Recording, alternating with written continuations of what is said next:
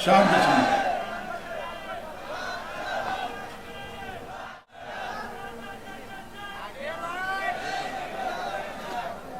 मंचावर उपस्थित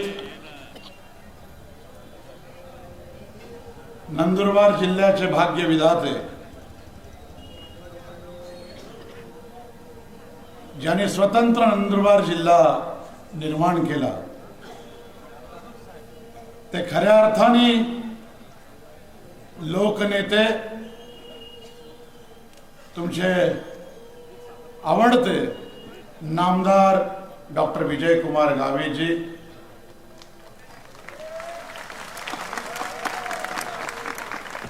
मंचावर उपस्थित ज्यांनी मला या सभेसाठी आग्रहाने बोलवलं,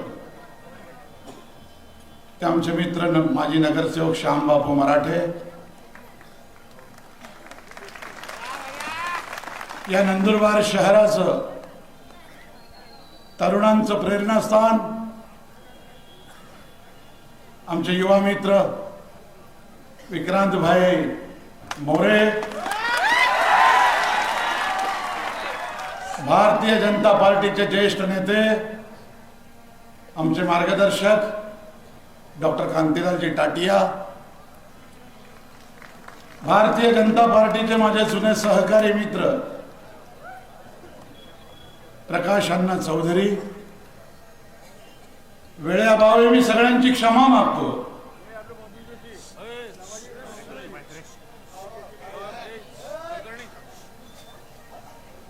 सन्माननीय सगळे पदाधिकारी आणि हजारोच्या संख्येने शिरीष कुमार या शहीदाच्या या ऐतिहासिक भूमीमध्ये उपस्थित असलेल्या माझ्या तरुण मित्रांनो,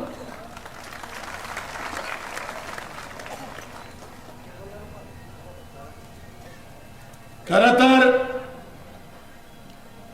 राजकारणात गेल्या 30 वर्षापासून मी भारतीय जनता पार्टीचं काम करतोय. 2013 पासून मी भारतीय जनता पार्टीचा महाराष्ट्राचा प्रवक्ता आहे. अनेक नेते बघितले, अनेक नेत्यांच्या सभा केल्या, परंतु या संबंध महाराष्ट्रामध्ये 288 जे विधानसभेचे क्षेत्र आहेत त्यापैकी मी किमान 125 नेत्यांच्या सभेसाठी गेलोय, 125 आजपर्यंत. पण मी तुमच्या माहिती करता सांगतो की डॉक्टर विजयकुमार गावित सारखा सज्जन, सोज्वळ, विनम्र, प्रामाणिक आणि प्रेमळ माणूस माझ्या आयुष्यात मी बघितला नाही.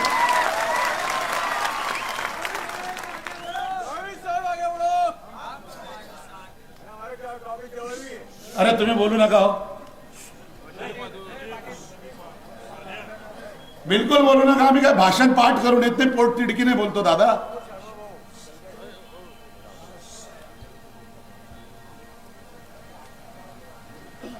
आणि आता मी सभेला येण्यापूर्वी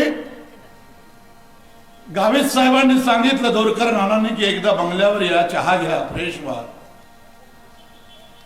म्हटलं साहेब, तुमचा चेहरा बघून सुद्धा माझा थकवा निघून जाईल, इतका फ्रेशनेस तुमच्या चेहऱ्यावर असतो. मला पुढच्या सभेला जायचंय, म्हणून तुम्ही कृपा करा, माझं पहिलं भाषण ठेवा आणि 8:30 वाजेच्या आधीच माझी सुटका करा. खरं सांगू का, जी काही बदमाश मंडळी गेल्या 50-40 वर्षापासून विजयकुमार गावित साहेबांना विरोध करतायत, हे साले भामटे या माणसाच्या पासंगाला सुद्धा पुरू शकत नाही.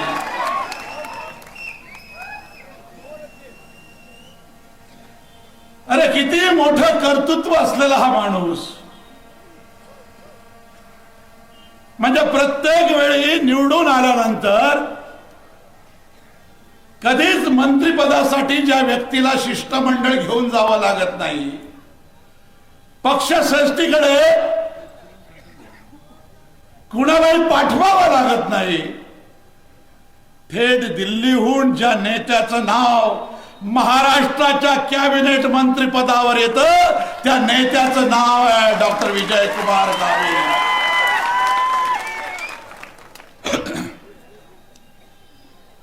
भारतीय जनता पार्टीशी डॉक्टर साहेब लोकसभेमध्ये धोका झाला.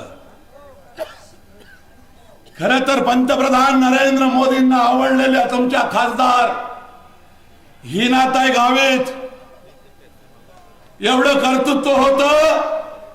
एका बिलावर स्वतः नरेंद्र मोदी साहेबांनी 45 मिनिट कुठल्या युवा खासदाराला आणि विशेषतः महिला खासदाराला बोलायला संधी दिली असेल तर त्या खासदारचं नाव आहे हिनाताई गावित.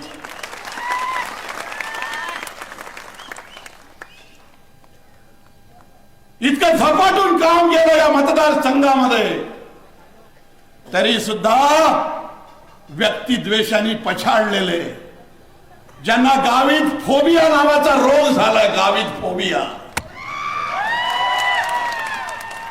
हे सगळे बांडगुळे एकवटले. आणि जसं जंगलामध्ये तुम्ही बघितलंय ना, एखाद्या वाघाची शिकार करायची असेल तर 10-12 जंगली कुत्रे ट्रेन केलेले असतात, जंगली कुत्रे.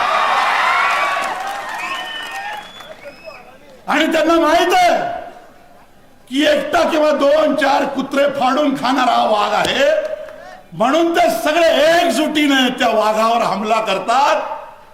परंतु एक लक्षात ठेवा, कुत्रा कितीही डरकाळी फोडला तरी तो शेवटी कुत्राच असतो आणि वाघ वाघ असतो.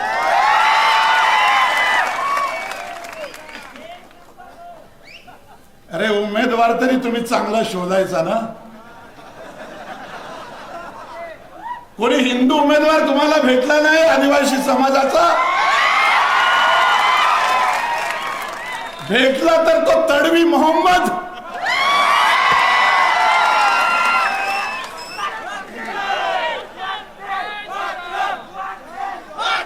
अरे आमच्या जळगावमध्ये तडवी हे आडनाव मुस्लिम समाजामध्ये लावलं जातं. म्हणजे काय घोटाळा झाला असेल ते त्या बिचाऱ्याला माहिती. परंतु तुम्हाला आदिवासी समाजातला इथे स्थानिक असलेला उमेदवार सापडला नाही. आणि आमच्या युतीचे नेते माझे मित्र आहेत, चांगले बोलण्यातही एक्सपर्ट आहेत. चंदू भैया, त्यांचा मी नेहमी आदर केलेला आहे, मोठा भाऊ समजतो मी त्यांना. परंतु चंदू भैया, तुम्ही किमान या निवडणुकीत लोकसभेत नाही पाडू शकलात. तुम्ही तुमचा सुलेमानी किडा वळवळ करत राहिला लोकसभेत, पण तुम्ही किमान विधानसभेमध्ये युती धर्म पाळावा. आणि भारतीय जनता पार्टी आणि शिवसेनेची युती आहे.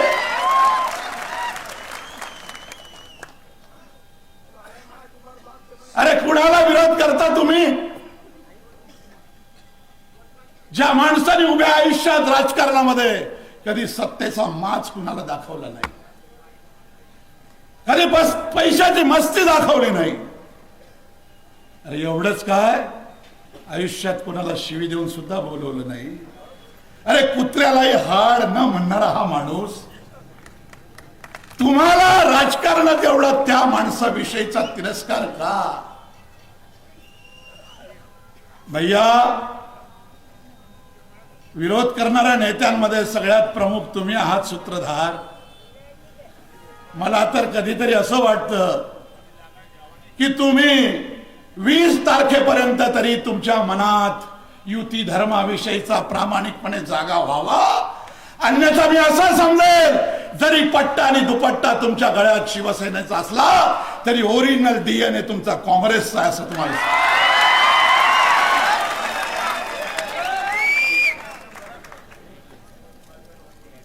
कदाचित माझी टीका ऐकून ते उद्या येतील, वो मेरा दोस्त आके गया दाढ़ी वाला, उसकी क्या औकात है मुझे मालूम है. अरे बाबा, तू मेरे यहाँ आके बोल के गया ना, मैं भी तेरे दुनिया में आता हूं. एखादा चुनाव पहले लड़के दिखा, जीत के दिखा, फिर चंदू भैया पे टीका करना तूने।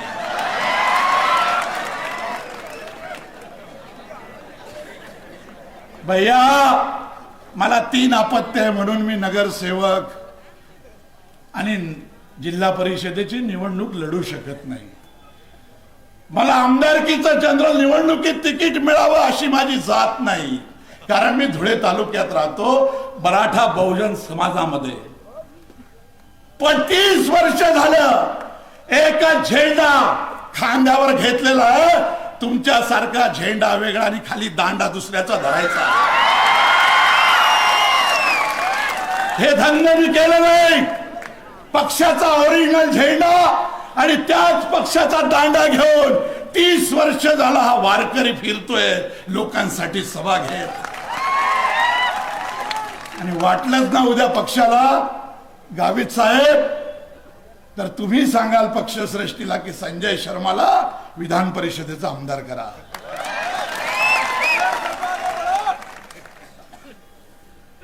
अरे काय अवदसा सुचली तुम्हाला? तो तडवी म्हणजे यांना उमेदवार जनतेमध्ये सेवा करणारा नकोय, जनमानसात परिचित असलेला नकोय। यांना कोण पाहिजे?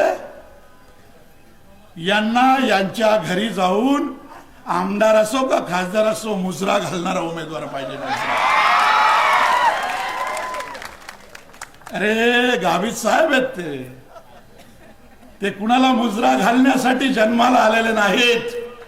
आता मी बघितलं त्यांच्या बंगल्यावर सुद्धा तरुणांची लाईन लागली होती त्यांच्या पायाचे नतमस्तक होण्यासाठी, त्यांचे पाय पडण्यासाठी। तरी हा माणूस नम्रतेने म्हणतो की पाया नका पडू। या गर्दीत सुद्धा लोक त्यांच्या पायाला हात लावत होते। अरे पायाला हात कुणाच्या लावले जातात राजकारणात माहिती आहे का? जे माणसं चारित्र्य संपन्न असतात, सत्ता आणि संपत्ती आल्यानंतर सुद्धा परश्रीला माते समान बघतात, त्या माणसाचे पाय पुजले जातात, लक्षात ठेवा। मला असं ऐकायला मिळालं गावित साहेब की हे तडवे जे आहेत ना, तडवी का तडवे नाही, मी तडवे म्हणतो कारण काही भडवे आमचे पण त्यांच्या सोबत आहेत।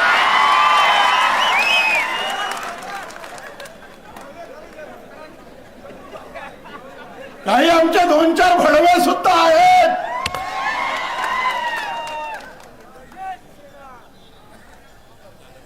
अरे हे कोण बोलू शकतं ज्याने आजपर्यंत पक्ष म्हणजे माझी आई आणि जो आईशी गद्दारी करतो तो साला कुणाशीच प्रामाणिक राहू शकत नाही, लक्षात ठेवा। काय अरे आमच्या सुद्धा मतभेद आहेत ना। एखादा उमेदवार भारतीय जनता पार्टीत राहून सुद्धा आम्हाला संपवण्याचं कट कारस्थान रचतो, पण एकदा का पक्षाने त्याला तिकीट दिलं तर आमचे विषय संपतात, आमचा विरोध संपतो। आम्ही म्हणतो की पक्षाने उमेदवारी दिली ना, माझे नेते नरेंद्र मोदी साहेबांनी उमेदवारी दिली ना, देवेंद्र फडणवीसांनी उमेदवारी दिली ना, मग जर पक्षाचा झेंडा मी हातात घेऊन काम करत असेल तर मग कशाला झक मारायला? चला टिकली कुणाची, मंगळसूत्र कुणाचं?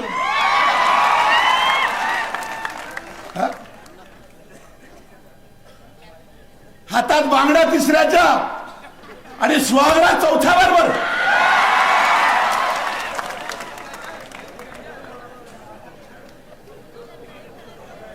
अरे काय म्हणून डॉक्टर विजय गावितांना तुमचा एवढा विरोध? या उद्या या व्यासपीठावर हा संजय शर्मा तुमच्याशी कलगीतुरा करायला तयार आहे। या तुम्ही उद्या 5 वाजेपर्यंत प्रचाराची वेळ आहे। सांगा गावित साहेबांचं काय चुकलंय, विजय कुमार गावितांचं, आणि तुमचं काय योग्य आहे ते तुम्ही सांगा, नाहीतर मी गावित साहेबांविषयी सांगतो की हा माणूस कसा देव माणूस आहे। हे बघा, म्हणाल तर ब्रह्मदेव जरी साक्षात खाली उतरून आला ना तरी लोकांना 100% सुखी करू शकत नाही हो. साक्षात परमेश्वर जरी आला तरी राजकारणात काही चुका होतात. 80% लोकांची कामं होतात, 20% लोकांची होत नाही. परंतु एक लक्षात ठेवा की मंत्री असो अथवा नसो, हा माणूस कधी लोकांशी उर्मटपणे वागला, कधी जनतेशी प्रतारणा केली, बंगल्यात आहे आणि बाहेर सांगितलं की नाही असं सांगून दे. अरे खोटं बोलणं या माणसाला जमतच नाही. खोटं ते बोलतात ज्यांच्या पाचवीवर खोटं बोलण्याचं शिकवलेलं असतं, पुजलेलं असतं. मला तर मोठी कमाल वाटते. म्हणजे नंदुरबार मध्ये भूमिका वेगळी, नवापूर मध्ये वेगळीच, शहाद्यामध्ये त्याहून वेगळी, आणि आज मला साक्रीला माहित पडलं की शिवसेनेच्या मंजुळा ताई गावितांच्या विरोधात सुद्धा यांची भूमिका आहे. अरे किमान ज्या पक्षात तुम्ही आहात त्या पक्षाचं तरी इमान राखायचं शिका. बेईमानांनो, इमान राखायचं शिका. असं मी नाही करू शकत कधी माझ्या आयुष्यात. म्हणजे एकही काम माझ्या पुऱ्या उभ्या हयातीत श्याम बापूंना मी बोललो कधीच गावित साहेबांकडे आलो नाही. एक 5 रुपयाचं पत्र सुद्धा मागायला कधी आलो नाही. ना ठक्कर बाप्पा ना कोणताच बाप्पा. अरे आमचा एकच बाप्पा आहे, अटल बिहारी. अरे ज्या अयोध्येत त्यांचा जन्म झालाच नव्हता हे सांगण्यासाठी सुप्रीम कोर्टात कपिल सिब्बल आणि मनीष सिंघवीसह 36 वकिलांचं एक मंडळ उभं होतं. त्या पक्षाचा आमदार हा तडवी, ज्यांना रामाचं अस्तित्व माहित नाही. अरे चंदू भैया, कमीत कमी तुमचं आडनाव तरी रामाच्या आडनावाला लागू पडतं. रघुवंश कुलातले तुम्ही. हे सांगण्यासाठी मी या सभेत तुम्हाला आलेलो आहे. पण काय आहे माहित आहे का तुम्हाला? एक शेर है कि बने हैं जब से हकीम कुछ लड़ाई बेचने वाले. म्हणजे जे गावागावात भांडणं लावायचे ना ते अचानक हकीम बनून गेले. बने हैं कुछ हकीम कुछ लड़ाई बेचने वाले, जनाजे बेचते हैं चारपाई बेचने वाले. बने हैं जब से हकीम कुछ लड़ाई बेचने वाले, जनाजे बेचते हैं चारपाई बेचने वाले. और इन कांग्रेसी नेताओं की अदाकारी पे मत जाना, ये हलवाई है जहरीली मिठाई बेचने वाले. ये हलवाई है जहरीली मिठाई बेचने वाले.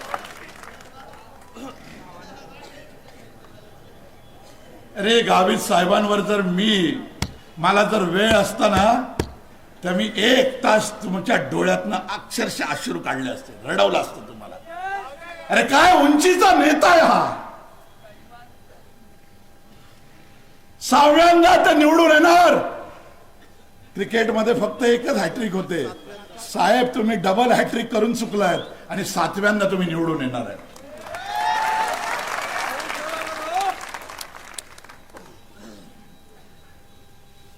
पण तुमचा मला एक सांगायचं आहे की 7व्यांदा जेव्हा साहेब निवडून येतील, 6व्यांदा निवडून आल्यापेक्षा जास्त लीड तुम्ही देणार आहात का नाही?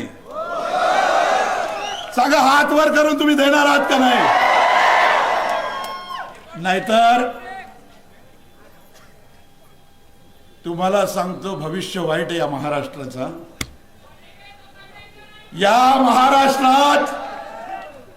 या महाराष्ट्रात जर भारतीय जनता पार्टी आणि शिवसेना युतीचं सरकार जर आलं नाही ना तर या महाराष्ट्राच्या 13 कोटी जनतेचं भवितव्य खराब आहे.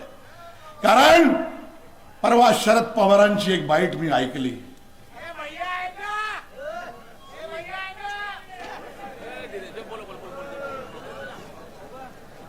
एक पवार साहेबांची मी बाईट ऐकली.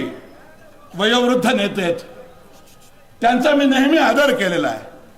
कुठल्याच भाषणामध्ये आजपर्यंत 30 वर्षात मी अनुद्गार कधी पवार साहेबांचे विषयी काढले नाहीत. परंतु परवा शांत बसा. परंतु परवा त्यांची बाईट ऐकून मला धक्का बसला.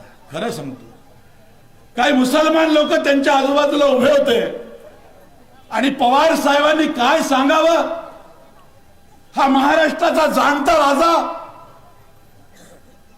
जर महाराष्ट्रामध्ये महाविकास आघाडीचं सरकार पुन्हा आलं तर मी तुम्हाला वचन देतो की औरंगाबादचं जे संभाजीनगर केलंय ते मी पुन्हा औरंगाबाद करीन आणि अहमदनगरचं नाव जे अहिल्यानगर केलंय त्याचं मी बदलून पुन्हा अहमदनगर करीन.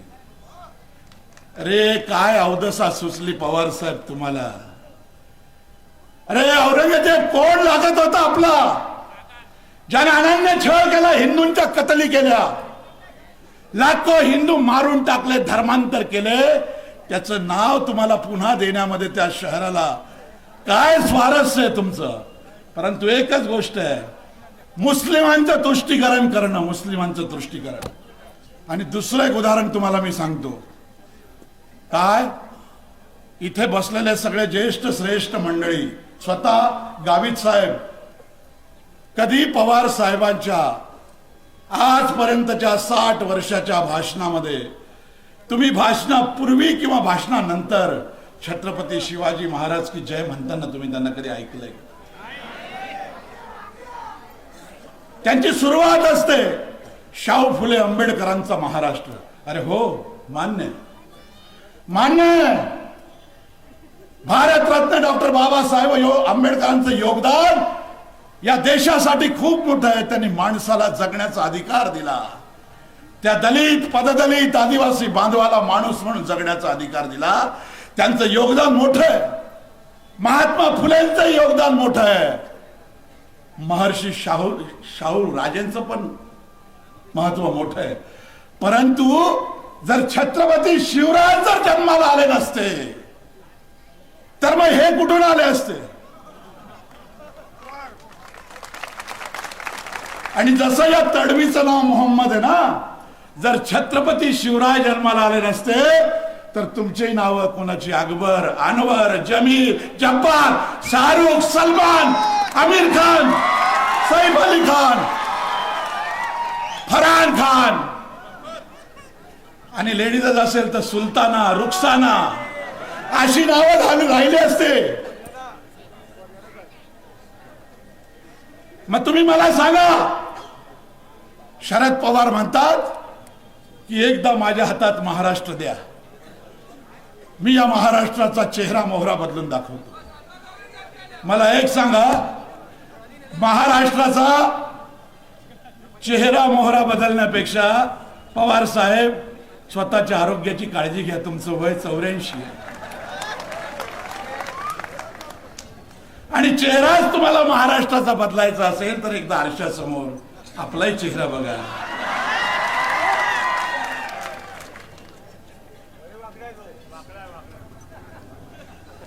खरंय का रे? मग तुम्ही देणार आहे का सत्ता महाविकास आघाडीला देणार आहे का शिवसेना भाजप युतीला तुम्ही सरकार बनवणार संधी देणार आहे?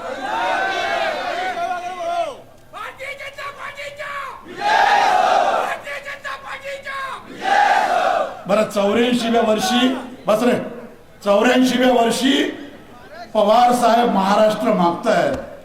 पण तुम्हाला गंमत सांगतो, 84 वर्षाची, 84व्या वर्षी या वयात कोणतीही LIC त्या माणसाला जीवन विमाची पॉलिसी सुद्धा देत नाही.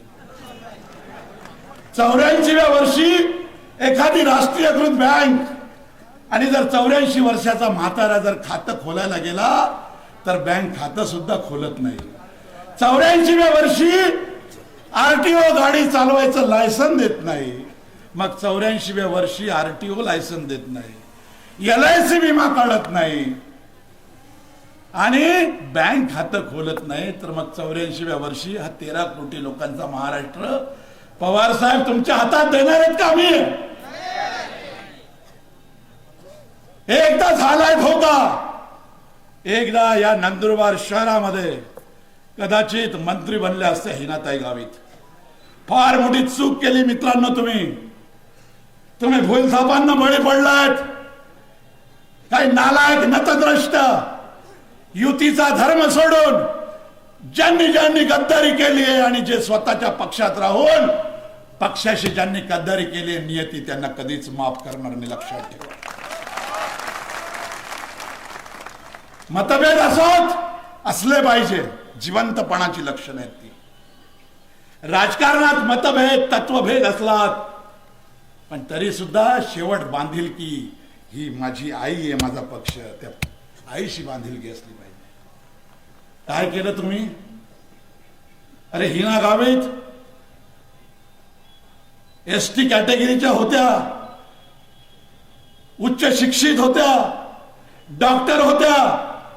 जर पुन्हा तिसऱ्यांदा खासदार झाल्या असत्या तर मी दावे के साथ सांगतो कॅबिनेट मंत्रीपदाची शपथविधी त्यांनी घेतली असती. पण तुम्हाला खरं दुखणं तुमचं कुठे माहित आहे का? गावित साहेब जोपर्यंत आहेत तोपर्यंत यांची काही दुकानं चालू शकत नाही. कारण निवडून येणारा खासदार गावित साहेबांच्या आशीर्वादाने, निवडून येणारा आमदार स्वतः गावित साहेब स्वकर्तृत्वाने, मग यांच्या घरी मुजरा घालायला कोण जाईल? ते गेले बिचारे माणिकराव गावित, स्वरूपसिंग नाईक. तेव्हाही यांचा बाप नेत्यांचा नेता होता. आताही ते पद यांनाच पाहिजे. अरे घ्या ना, खुशाल घ्या. आयुष्यभर जो डीएनए तुमच्या रक्तात आहे मग त्याच पक्षात जाणार, कशाला युतीचं नाटक करता ते? अरे विरोध करायचा असेल ना तर साला डंके की चोट पर केला पाहिजे, डंके की चोट. आणि कोण रे हे? तो एक आमचा जयपाल, अरे ज्याला 5 वर्ष उपाध्यक्ष केलं जिल्हा परिषदेत. काय नाही दिलं तुम्हाला? नुसता राजाश्रय नाही दिला, राजकीय पद पण दिले, राजकीय बहुमान दिला. त्या अभिजित पाटलाला शहाद्याचा नगराध्यक्ष केला. पण केवळ व्यक्तिद्वेषाने पछाडलेले, ज्यांच्या खोपडीमध्ये आणि मेंदूमध्ये फक्त जहर भरलंय विजयकुमार गावित या व्यक्तीविषयी, त्यांना किती तुम्ही ऑपरेशन करा, त्यांचा मेंदू बदलावा. एक बार तो दिल बदल चुका है शायद.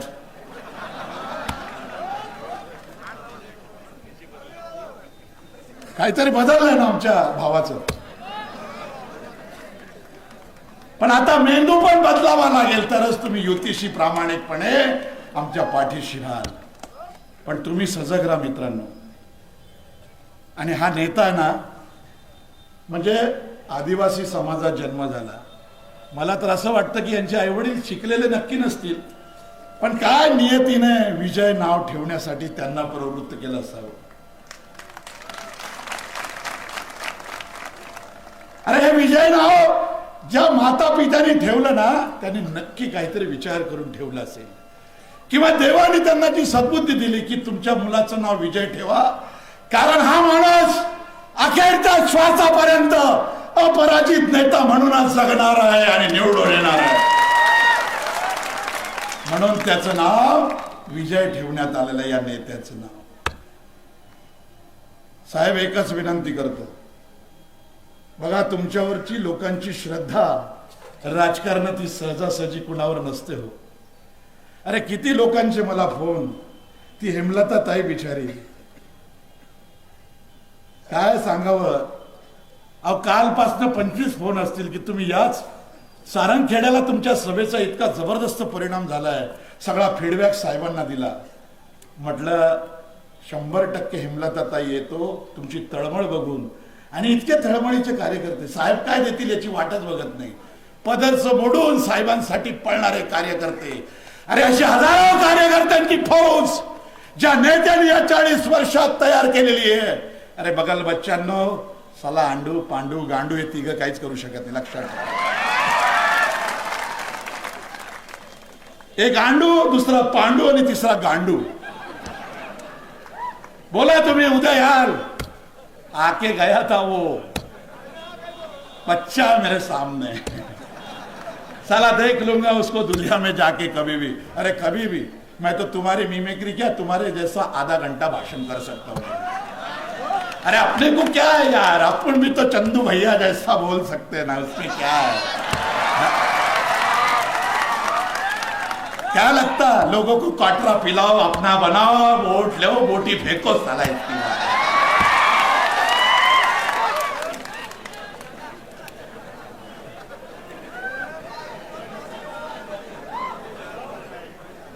मला तर असं वाटतंय की मी आणखी अर्धा तास बोललो तर पुढची सभा बोंबलेल आणि तुम्ही मला जाऊ देणार नाही।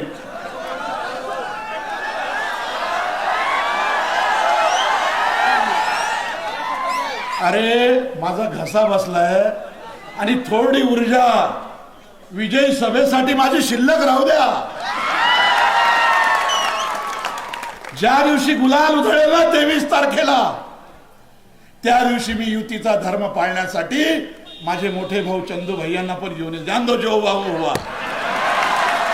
आ जाओ भैया, सांप का दिल बड़ा है, जीतने के बाद वो आपको माफ करने के लिए तैयार है, नजीक लेने के लिए तैयार है। कारण मला माहित आहे भैया पण मला मनापासून मला आज ते एकनाथ शिंदेच्या मुख्यमंत्र्यांच्या स्टेजवर त्यांनी मला अरे क्या नेता क्या चल रहा है, बोले कुछ नहीं चल रहा म्हणतो मैं नंदुरबार में आ रहा। पण कशासाठी येतो हे नाही सांगितलं। काय नाही तर रस्त्यात माझा जर मधुकर वरसाळे झाला तर काय तुम्ही काय दोष होता त्या बिचाऱ्याचा। अरे तो पण फक्त असंच बोलत होता ना, निर्भीड बेबाक, कुणाला न घाबरता। भारतीय जनता पार्टीची ताकद तेव्हा नसताना आमचा कैलासवासी मधुकर वरसाळे सुद्धा संजय शर्मा सारखाच गरजत होता। मी म्हटलं यांना पहिले सांगू नको, नाही तर तो रस्ता दैवेल मारे, इतका खतरनाक आहे। आणि मी धोका कधी खात नाही। धोका वफा की राह में हम खाए हैं जरूर, धोखा वफा की राह में हम खाए हैं जरूर, मगर हमने किसी के साथ धोखा नहीं किया। धोखा वफा की राह में हम खाए हैं जरूर, मगर हमने किसी के साथ धोखा नहीं किया। हमने गुजारी है अक्सर, हमने गुजारी है अक्सर भरोसे में जिंदगी, हमने गुजारी है अक्सर भरोसे में जिंदगी, लेकिन कभी जमीर का सौदा नहीं किया, कभी जमीर का सौदा नहीं किया। आणि हा आत्मा जो आहे ना तुमच्यामध्ये, माणूस म्हणून जरी तुम्ही लोकांना जिवंत दिसत असाल, पण असे वागणारे, दुटप्पी धोरण ठेवणारे, वर काही खाली काही, मंगळसूत्र कुणाचं, कुंकू तुझ्याचा, मुलगा तिसऱ्याचाच पैदा होतो, असे लोक कधीही समाजात त्यांचा आत्मा जिवंत ठेवून जगू शकत नाही। अरे आत्म्याला पटलं पाहिजे ना।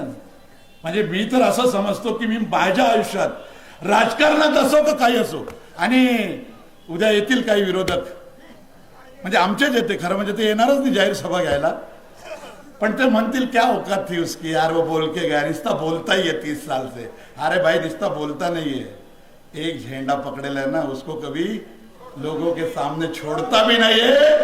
कितनी भी लालच दी, कधी विकले गेलो नाही, कधी आम्ही स्वतःचा सौदा केला नाही। अरे मुझे मालूम है लोग यहां से उठेंगे नहीं।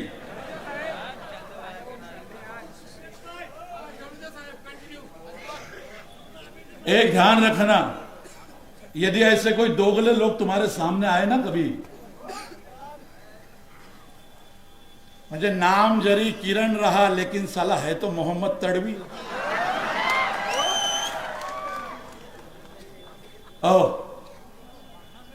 और ऐसे दोगले लोगों के लिए मैं खुद शायरी लिखता हूं, किसी के शेर नहीं पढ़ता। मैं चंदू भैया को भी मालूम है, मैं अपनी खुद की शायरी लिखता हूं, गजल लिखता हूं, कविताएं लिखता हूं। और यदि कोई राजनैतिक नेता यदि गावित साहब जैसी उनके अंदर शराफत ना होना तो उनके ऊपर भरोसा मत करना कभी। शराफत का नाटक लाने वाले, वो शहद भी कम पड़ेगा, मध इतनी मिठास रहती पण ती नकली मिठास आहे सगळी, ती साखर कारखान्याची ती सगळी खांडसरी थी, ओरिजिनल मध नाहीये यांच्या बोलण्यामध्ये। आणि म्हणून अगर शराफत में मोहब्बत का पैगाम ना हो, अगर शराफत में मोहब्बत का पैगाम ना हो, फिर ऐसी जगह जिंदगी की शाम ना हो। शराफत में मोहब्बत का पैगाम ना हो, फिर ऐसी जगह जिंदगी की शाम ना हो। और मैं दोस्ती के लिए हर कदम आगे बढ़ता हूं, मैं दोस्ती के लिए हर कदम आगे बढ़ता हूं, बस शर्त एक है, बंदा नमक हराम ना हो, बंदा नमक हराम ना हो। जय हिंद, जय महाराष्ट्र। सगळ्यांची क्षमा मागतो आणि मी पुढच्या सभेला निघतो। धन्यवाद।